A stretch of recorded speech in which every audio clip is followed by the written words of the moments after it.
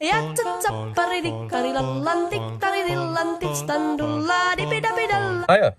welcome back to the channel. Today, well, this is a bit of a follow-on video from Yes. Yes.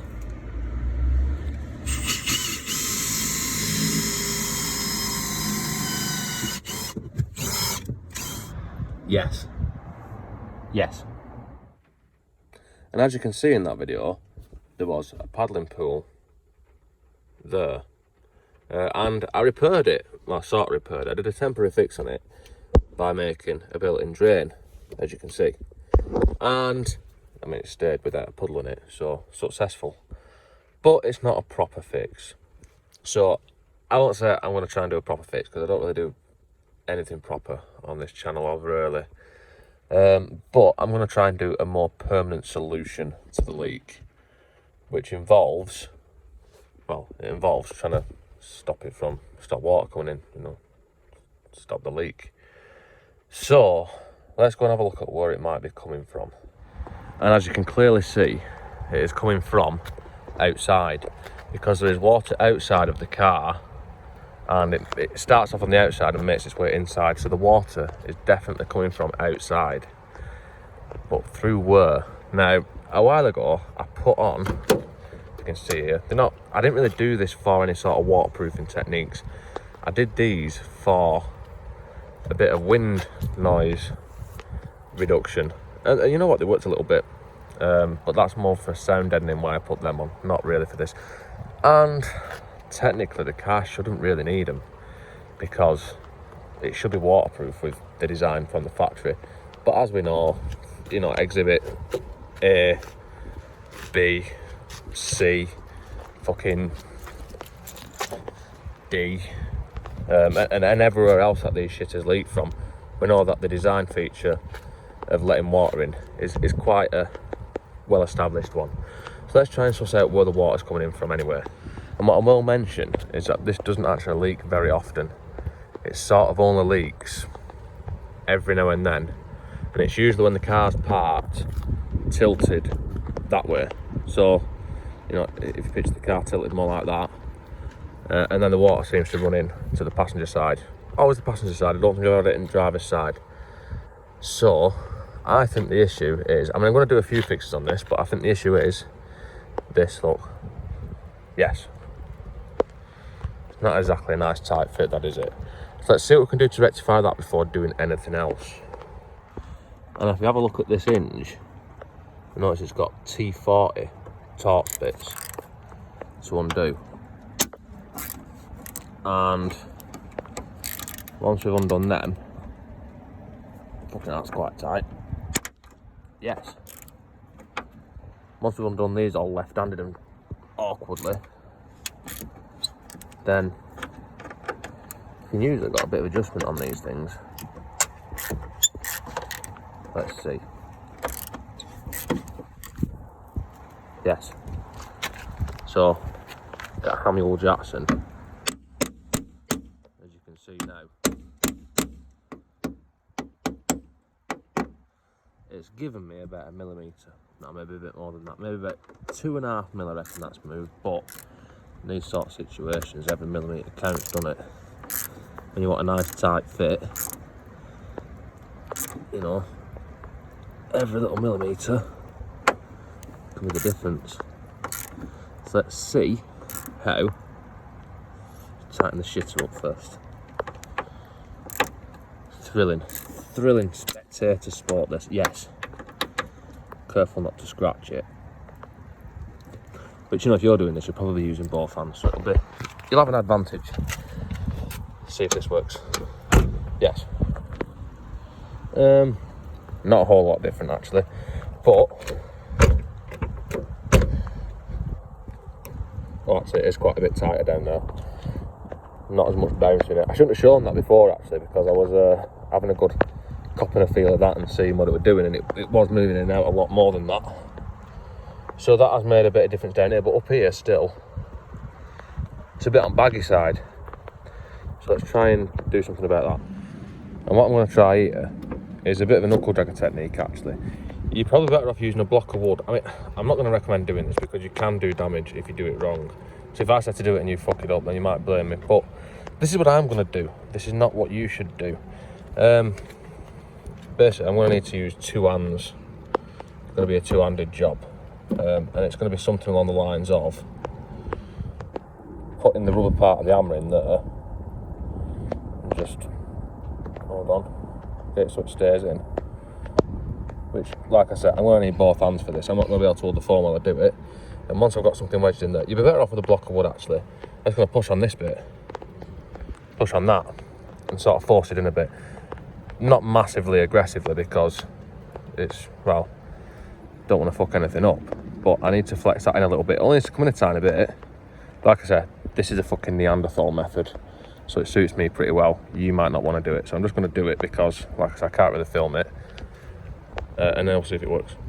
I also recommend sending the window down if you're going to do this as well. And in all honesty, that didn't move as easy as what I thought it would. So that leaves with another option of moving this bit outwards. And before I do that, just like to see if this shows up. I don't think it will actually. This is the seal that I'm trying to make meet. It does meet, it's just not pushing it very much. So it's not actually making that good a contact with it. Might be a complete waste of time, might not be where it's leaking from, but it looks like it's a little bit suspicious, so I'm going to do a little bit of something about it. And this technique, another knuckle dragger technique, once again will work better with a lump of wood. I'm just going to knock this outwards a little bit. Bit rough, like I said. You can do this on the tailgate as well, but like I said, I would use a bit of wood if you're going to do it. I haven't got a bit of wood on me, so I just use my trusty hammy wool jacks and then just tap it out a little bit. You can also use some grips and pull it out if you've got pliers. I'm being honest, that hasn't moved a whole lot either. It's moved a little bit, mainly on this corner, where it's the most flexible. It has come out a little bit, and it is, well, I've checked it with my head and had a look, it is making a little bit better contact now, but it's not made a whole lot of difference, so possibly a waste of time, probably a waste of time. But every little helps, like I said. What will help to stop this car leaking, actually, is to shut the door when it's pissing down.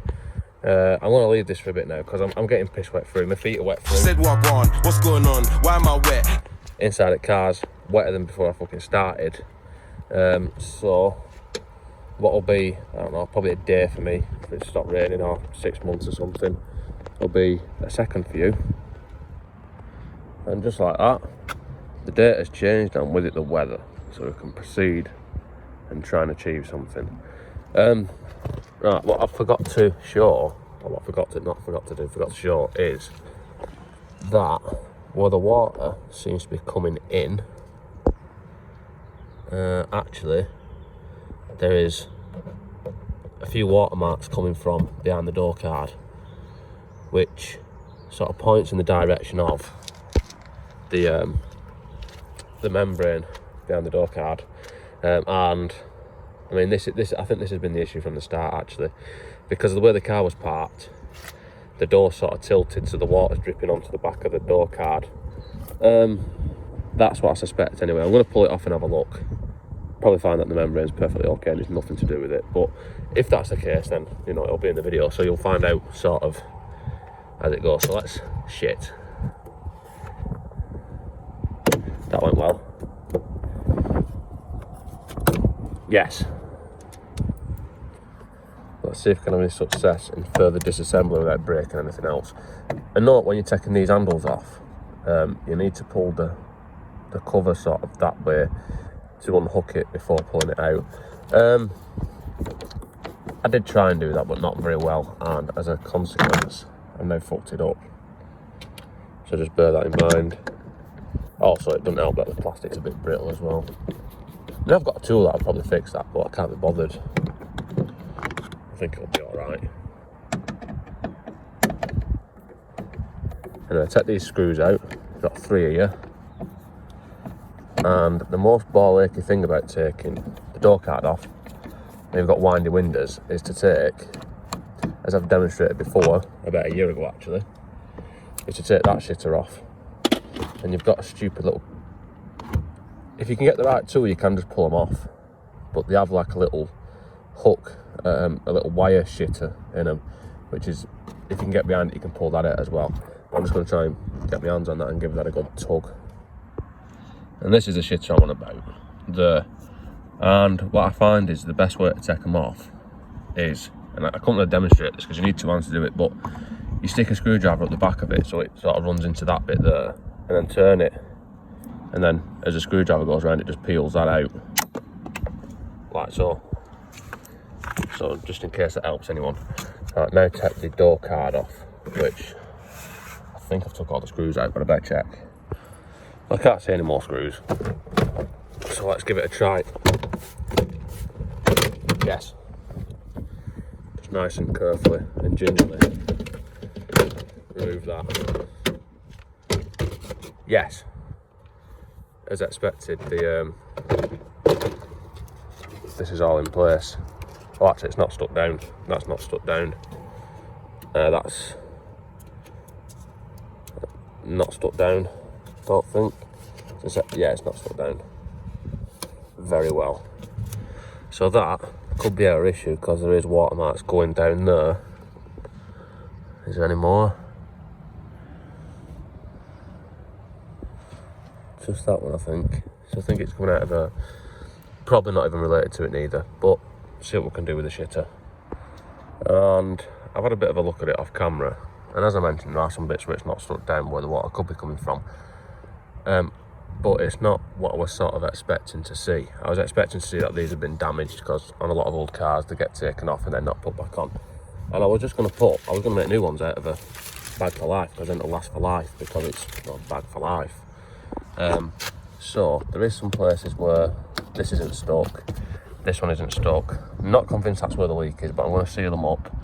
The water, if you looked underneath here, as I showed before, you could see water marks sort of coming out from behind the door card, but it might not necessarily be coming from it. I mean, it could be coming through these holes here, but I doubt it. It might not necessarily be coming from here. I assumed it was because it's when the car's parked at an angle, like I said, which sort of like if the water was going down past here, then instead of dropping down to the bottom of the door, it'd drop onto this inside edge and then run into the car. That's what my theory was. But under a bit of closer inspection, these ain't as bad as what I thought. Like I said, they are bits that aren't stuck, could be coming through there, but I'm wondering if the water, instead of coming out of here and then tracking down, and then the water marks are there, is it's running around the door rubber, because this is a bit squashed up. I mean, this rubber is a bit squashed up. It's not ripped or anything though, but it is a bit squashed up, so I'm wondering if it is just running down, and it's filthy as well, and coming in through the door seal. So I've got something I'm going to do with that, but first I'm going to see what I can do with this. To get some more seal in there, I need to pull it. Yes, made it worse before I even started. But hopefully that's nothing a bit of uni-bondage special silicone won't sort out. So I'm just going to go around it with a bit of this and stick it back down, and then put the door card back on. Yes.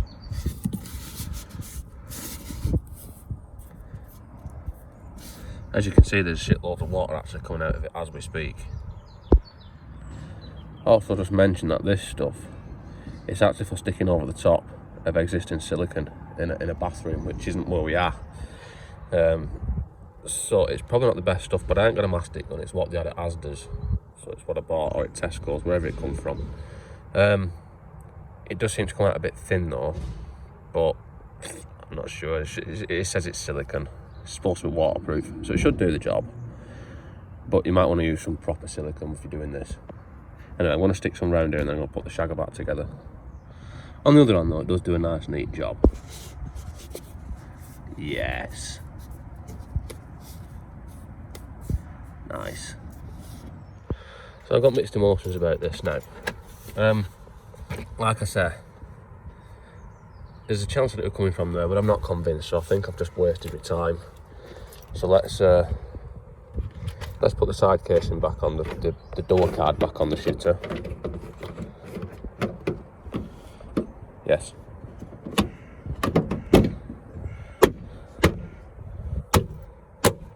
Let's knock all them clips back in, put the screws back in, and then we'll move on to something else. And this is quite annoying when this happens as well, when the plastic catches stay in the door rather than in the door catch. I've got to pull them shitters out and put them back into the door. I think there's about 3 that I've done it. Better.